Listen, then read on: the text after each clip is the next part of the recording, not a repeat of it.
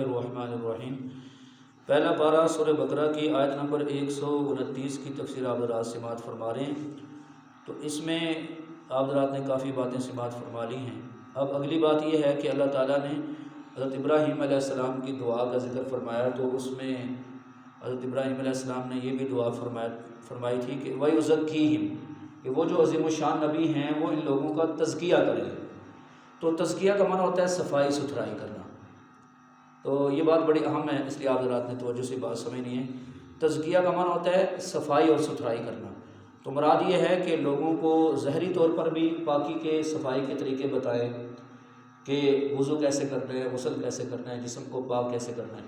اسی وجہ سے حدیث میں آتا ہے نا کہ ایک دفعہ ایک صحابی کو کسی کافر نے طعنہ دیا تھا، جی تمہارے نبی تو ہمیں اب تمہارے نبی جو ہے نا وہ استنجا کرنے کا بھی طریقہ بتاتے ہیں۔ تو آپ نے فرمایا کہ ہاں الحمدللہ ہمارے نبی ہمیں بتاتے ہیں کہ بھئی دائیں ہاتھ سے استنجا نہیں کرنا، فلاں چیز سے استنجا نہیں کرنا۔ تو ہمارے نبی علیہ السلام تو ہمیں بتاتے ہیں، کیونکہ ہمارا دین ایک کامل دین ہے نا، ہے جی۔ تو صفائی ستھرائی ظاہری طور پر بھی اور باطنی طور پر بھی، کیونکہ باطنی بھی کچھ گندگیاں ہوتی ہیں۔ مثال کے طور پر تکبر ہے، حسد ہے، بغض ہے، کینہ ہے، بد نظری ہے جی، اور دیگر بہت ساری بیماریاں، یہ ساری تو روحانی اور جسمانی گندگیوں سے پاکی کے طریقے نبی علیہ السلام نے اپنی امت کو بتائے ہیں۔ تو تزکیہ کا معنی سمجھ آ گیا آپ کو، صفائی اور ستھرائی۔ تو اسی وجہ سے حضور پاک صلی اللہ علیہ وسلم نے لوگوں کے دلوں پر محنت کی، اور ایک ایسا معاشرہ تیار ہو گیا کہ اللہ کے جو فرشتے پاک تھے نا وہ بھی ان پر رشک کرتے تھے۔ سعد بن معاذ رضی اللہ عنہ کا جب جنازہ اٹھا تھا نا، 70,000 فرشتے ان کی نماز جنازہ پڑھنے کے لیے آئے تھے۔ حالانکہ فرشتوں سے معصوم ہے نا گناہوں سے۔ یہ کیا تھا میرے بھائیوں؟ یہ دلوں کی وہ تزکیہ تھا، دلوں کی صفائی تھی کہ جس کی وجہ سے ایک اتنا پاکیزہ معاشرہ تیار ہو گیا کہ اللہ پاک نے ان سے اپنی رضا کا اعلان فرمایا۔ پاکیزہ معاشرہ تیار ہوا، یہ اسی تزکیے کا اثر تھا۔ تو میرے مسلمان بھائیوں، حضور پاک صلی اللہ علیہ وسلم کی جو زندگی ہے اس میں یہ چیز بڑی اہم تھی کہ لوگوں کا تزکیہ، ان کے دلوں کی صفائی، اس کی فکر کی جائے۔ اور واقعتاً آپ صلی اللہ علیہ وسلم نے حضرات صحابہ کرام کا تزکیہ کیا۔ تو یہ پھر اس کے بعد باقاعدہ اس کے اوپر محنت ہوئی، اور اس فن کو یعنی کہ تزکیے کو باقاعدہ ایک فن کی شکل دی گئی۔ جیسے مثال کے طور پر سمجھیں کہ قرآن پاک ہے نا، تو نبی علیہ السلام کے زمانے میں یہ قرآن پاک جو نازل ہوا، اور اس کے بعد چمڑوں پر لکھا گیا، پتوں پر لکھا گیا، ہڈیوں پر لکھا گیا، پتھروں پر لکھا گیا، لیکن کتابی شکل میں جمع نہیں تھا، زبریں زیریں نہیں تھی، مدیں شدیں بھی نہیں تھی، نقطے بھی نہیں تھے۔ بعد میں کتابی شکل میں بھی جمع ہوا، پھر وقت گزرنے کے ساتھ ساتھ آگے مزید اس پر محنت کی گئی، اور قرآن پاک کے اوپر زبریں زیریں بھی ڈالے گئے، رکوع بھی ڈالے گئے، باقی ساری چیزیں تاکہ امت کے لیے آسانی ہو۔ یہ میں نے اس لیے عرض کر رہا ہوں کہ بعض لوگ یہ سمجھتے ہیں کہ یہ تصوف، سلوک، یہ طریقت، یہ تو کوئی نعوذ باللہ بدعات ہے، نئی چیزیں ہیں، تو اس لیے بات سمجھنا ضروری ہے۔ اسی طرح مثال کے طور پر اور بھی بہت سارے علوم ہیں۔ مثلا حدیث پاک میں آتا ہے کہ ایک مرتبہ جبرائیل علیہ السلام حضور پاک کی خدمت میں سفید کپڑوں میں آئے، تو اجنبی یعنی تھے، عام لوگوں نے پہچانا نہیں۔ جب وہ چلے گئے تو انہوں نے 3 سوال کیے تھے حضور پاک صلی اللہ علیہ وسلم سے کہ مل اسلام، مل ایمان، ایمان کیا ہے، اسلام کیا ہے، اور مل احسان، احسان کیا ہے۔ تو حضور پاک علیہ السلام نے ان تینوں سوالوں کے جواب دیے۔ جب حضور پاک نے اسلام کا بارے میں بتایا نا کہ اسلام کیا ہے، تو اس میں نبی علیہ السلام نے فرمایا اسلام یہ ہے کہ تم گواہی دو اللہ کے سوا کوئی معبود نہیں، اور حضرت محمد صلی اللہ علیہ وسلم اللہ کے بندے اور اس کے رسول ہیں، نماز قائم کرو، زکوٰۃ ادا کرو، رمضان کے روزے رکھو، بیت اللہ کا حج کرو اگر تمہارے اندر استطاعت ہے۔ یہ ساری تو یہ جو اسلام کی تشریح آگے پھر باقاعدہ جس علم میں باقاعدہ اس پر محنت کی گئی اور پورے اسلام کی تشریح کے اندر آئی، اس کے اندر آئی، اس کو علم فقہ کہتے ہیں۔ جیسے میں کئی بار آپ حضرات کو اس کے بارے میں بتاتا رہتا ہوں، کیا کہتے ہیں اس کو؟ علم فقہ۔ باقاعدہ اسلام کی پوری تشریح اس میں کی گئی۔ دوسرا سوال یہ تھا ایمان کیا ہے، تو حضور پاک نے فرمایا ایمان یہ ہے ان تؤمن باللہ و ملائکتہ و کتبہ و رسلہ، جو ہم ایمان مفصل مجمل میں پڑھتے ہیں جی، اللہ پر ایمان لانا، فرشتوں پر ایمان لانا، جی اچھی بری تقدیر پر ایمان لانا، یہ ساری چیزیں۔ تو یہ جو ایمان کی تشریح باقاعدہ جس علم میں باقاعدہ اس پر محنت کی گئی، علماء نے پوری محنت کی، اور جو پوری اس کے اندر تشریح کی گئی اس کو علم العقائد کہتے ہیں، یا علم کلام کہتے ہیں، علم کلام یا علم عقائد، جس میں عقائد کی پوری تشریح ہوئی اور باقاعدہ اس پر محنت کی گئی۔ ٹھیک ہے۔ تیسرا سوال یہ تھا احسان کیا ہے، یا رسول اللہ احسان کیا ہے، تو حضور پاک نے فرمایا احسان یہ ہے کہ تم اللہ کی عبادت ایسے کرو گویا تم اللہ کو دیکھ رہے ہو، اور اگر یہ کیفیت پیدا نہیں ہوتی تو پھر یہ خیال کرو کہ اللہ تمہیں دیکھ رہے ہیں. یہ احسان ہے. کیا جی؟ احسان ہے. بعد میں باقاعدہ اس پر محنت ہوئی کہ عبادت میں اخلاص کیسے پیدا ہو، عبادت میں لذت کیسے پیدا ہو، اور شریعت انسان کی طبیعت کیسے بن جائے. اس کو باقاعدہ ایک فن کا درجہ دیا گیا، اس کا نام علم تصوف رکھا گیا. اتنی بات آپ کو سمجھ آ گئی کہ نہیں آتی؟ میں نے کہا یہ بات بڑی اہم ہے، آپ نے پوری توجہ سے سننی ہے. تو جو لوگ اس چیز کو نہیں سمجھتے تو وہ کہہ دیتے ہیں کہ یہ جی بدعت ہے. بھئی بدعت کیسے؟ اس کا ثبوت تو قرآن سے بھی ہے اور اس کا ثبوت نبی علیہ السلام کی حدیث سے بھی ہے کہ تزکیہ اور دلوں کی صفائی. ایک اور آسان مثال ہے، اس کو یاد کر لیں سارے ساتھی، اور کہیں بھی اگر کوئی بات ہو تو آپ آسانی کے ساتھ سمجھا سکتے ہیں. شریعت کو تو سارے مانتے ہیں، لیکن طریقت کی جب بات آتی ہے، تصوف کی تزکیہ کی بات آتی ہے تو لوگ اس کو بدعت کہتے ہیں. تو آپ نے اس انداز میں سمجھائیں کہ بھئی دیکھو شریعت کیا ہے؟ نماز پڑھنا. شریعت کیا ہے؟ نماز پڑھنا، یہ شریعت کا حکم ہے. روزہ رکھنا، حج کرنا، زکوٰۃ دینا، باقی اعمال. اور طریقت کیا ہے جی؟ نماز ذوق شوق سے پڑھنا، اللہ کی طرف پورے توجہ اور دھیان سے پڑھنا، یہ طریقت ہے. روزہ رکھنا اور اس کے بعد روزہ رکھ کے اپنے جسم کے اعضاء جو ہیں ان کو غلط استعمال نہ کرنا، یہ طریقت ہے. حج کرنا صرف اللہ کی رضا کے لیے کرنا، اس میں محبت اور شوق کا غلبہ ہو، یہ طریقت ہے. مختصر یہ کہ سارے اعمال کو اخلاص سے کرنا، اللہ کی محبت دل میں ہو، بھرپور انداز میں اللہ کی محبت اس میں جو ہے نا وہ دل میں موجود ہو، تو اس کا نام ہے طریقت. اب یہ شریعت کے خلاف نہیں ہے. تو یہ دونوں چیزیں میرے بھائیوں ساتھ ساتھ چلتی ہیں. قرآن پاک سے بھی اس کا ثبوت ہے اور حضور صلی اللہ علیہ وسلم کی حدیث مبارکہ سے بھی اس کا ثبوت ہے. تو صوفیاء کرام کو جو صوفیاء کرام کہتے ہیں وہ اسی نسبت سے کہتے ہیں کہ چونکہ ان کی نسبت اصحاب صفا کی طرف ہے.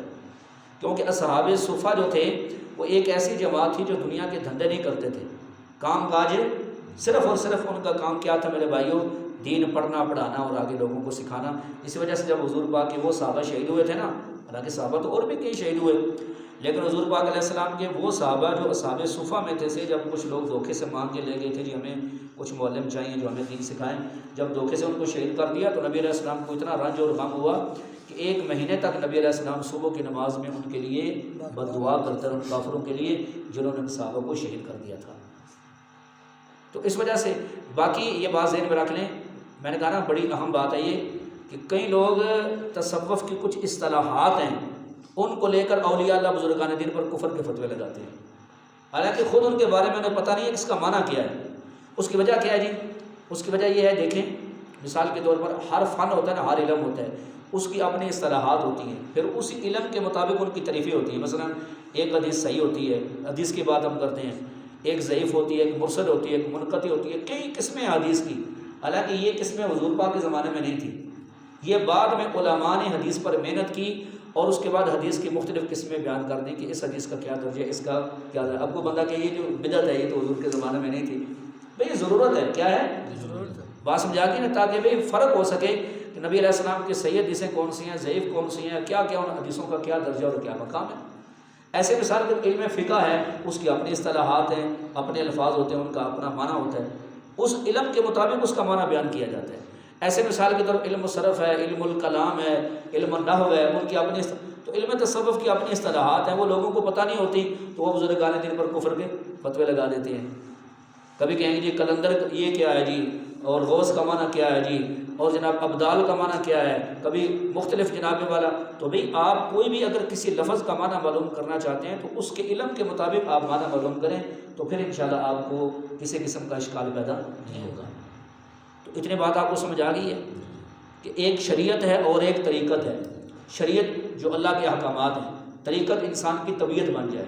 حضرت مولانا رشید احمد گنگوئی رحمۃ اللہ علیہ بہت بڑے عالم تھے نا، جب بیعت ہوئے حاجی امداد اللہ مہاجر مکی رحمۃ اللہ علیہ کی تو کچھ عرصے کے بعد خط لکھا اور کہا حضرت اب بات یہ ہے کہ بھئی میں جو شریعت ہے نا وہ میری طبیعت بن گئی ہے، عبادت کر کے لذت آتی ہے. اس کو کہتے ہیں شریعت طبیعت بن جائے. جیسے بندے کو کھانا اچھا ملے تو بندے کو لذت آتی ہے، پانی اچھا پینے کے لیے ملے تو بندے کو لذت آتی ہے. ایسے جب شریعت انسان کی طبیعت بن جاتی ہے تو عبادت کرتے ہوئے انسان کو کیا آتی ہے؟ لذت آتی ہے. پھر انسان کے لیے ساری رات میں نفلیں پڑھنا آسان ہوتا ہے. تو یہ ہوتا ہے طریقت اور یہ ہوتا ہے تصوف. تو حاجی صاحب رحمۃ اللہ علیہ کو لکھا کہ حضرت اب شریعت میری طبیعت بن گئی ہے اور لوگوں کی مذمت اور لوگوں کی تعریف بھی میرے لیے برابر ہے، کوئی میری تعریف کرے کوئی مذمت کرے مجھے پرواہ نہیں ہوتی۔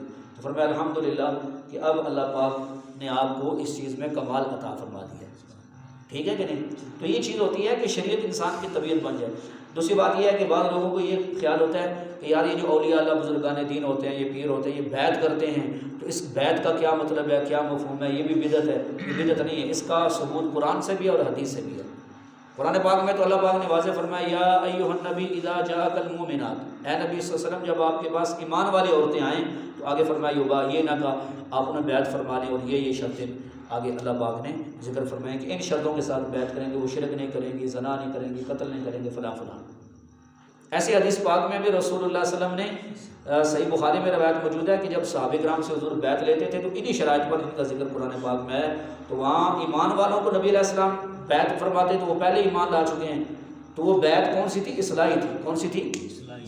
اصلاحی بیعت تھی، اور اصلاحی بیعت کا ثبوت قرآن سے بھی ہے اور حدیث سے بھی ہے۔ آخر میں دو باتیں ہیں، یہ بڑی اہم ہیں۔ پہلی بات یہ ہے، یقین کریں آپ، بے شک تجربہ کر لیں کہ جو لوگ بزرگان دین کو مانتے نہیں ہیں، ان چیزوں کو نہیں مانتے، آپ دیکھ لیں ان کے پاس صرف الفاظ ہوتے ہیں۔ عبادات کے حوالے سے اور شریعت کے احکامات کو بڑی خوشی کے ساتھ عمل کرنا، اس سے وہ خالی ہوتے ہیں۔ اسی وجہ سے کئی لوگوں کے میں نے بیان سنے، کہتے ہیں یار نفلوں پر لوگوں کو لگاتے ہیں، اتنے نفل پڑھو تو اتنے نفل پڑھو، تو بھئی اس کی کیا ضرورت ہے؟ حضور پاک نے ایک دیہاتی کو کہا تھا یہ 5 نمازیں حضور نے بتائیں اور یہ چیزیں، تو حضور نے فرمایا کسی جلدی کو دیکھنا ہے تو اس کو دیکھ لے۔